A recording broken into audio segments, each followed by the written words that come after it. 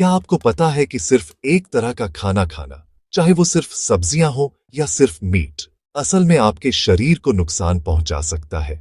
हम पर लगातार ये दावे किए जाते हैं कि कोई एक डाइट सबसे अच्छी है, लेकिन सच्चाई थोड़ी और गहरी है। असली सवाल ये नहीं है कि शाकाहारी या मांसाहारी, बल्कि ये है कि आपके शरीर को असल में क्या चाहिए।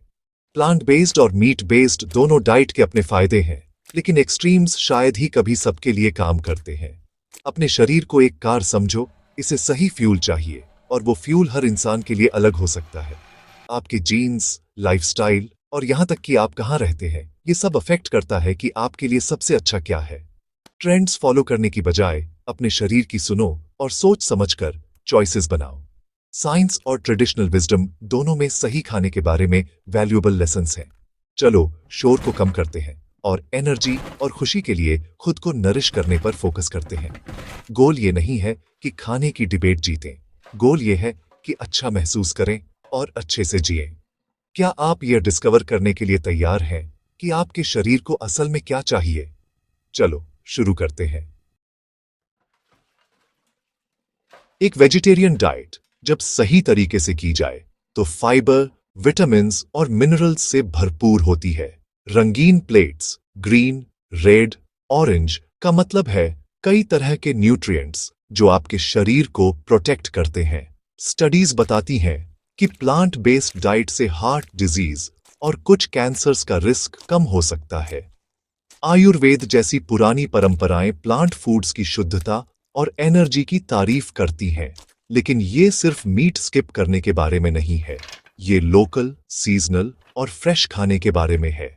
सच्चे वेजिटेरियन खाने में दालें, बीन्स, होल ग्रेन्स, नट्स और सीड्स शामिल होते हैं प्रोटीन और हेल्दी फैट्स के लिए।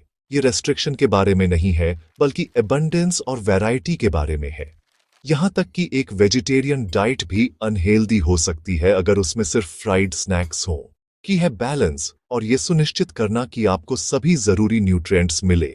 नेचर की बाउंटी को सेलिब्रेट करो, लेकिन समझदारी से। एक वेल प्लान्ड वेजिटेरियन डाइट आपको एनर्जाइज और प्रोटेक्ट कर सकती है।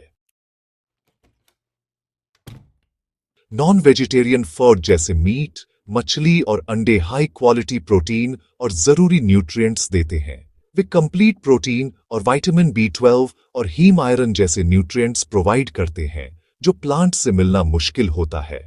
फैटी फिश ओमेगा 3s से भरपूर होती है जो आपके ब्रेन और हार्ट के लिए बढ़िया है, लेकिन प्रॉब्लम्स तब आती है जब एक्सेस हो। बहुत ज्यादा रेड या प्रोसेस्ड मीट हेल्थ रिस्क बढ़ा सकता है। आप कैसे कुक करते हैं ये मायने रखता है।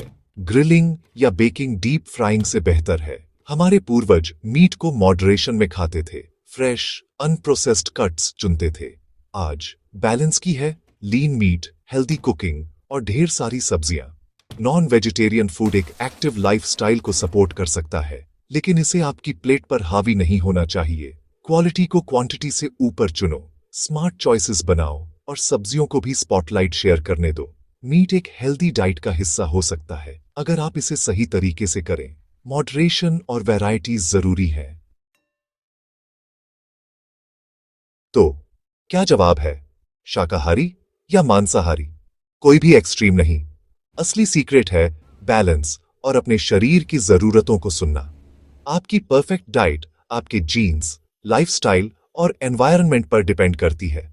ट्रेंड्स या लेबल्स को अपनी चॉइसेस डिक्टेट न करने दो। क्वालिटी और वैरायटी पर फोकस करो। लोकल, सीजनल और फ्रेश फूड खाओ। जब हो सके तो घर पर कुक करो।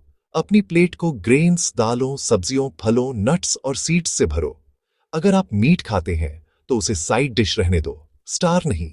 अपनी भूख और पेट भरने के संकेतों को सुनो। सबसे अच्छी डाइट वो है जिसे आप एंजॉय करते हैं और लाइफ टाइम तक बनाए रख सकते हैं। हेल्थ को चुनो, हैशटैग को नहीं।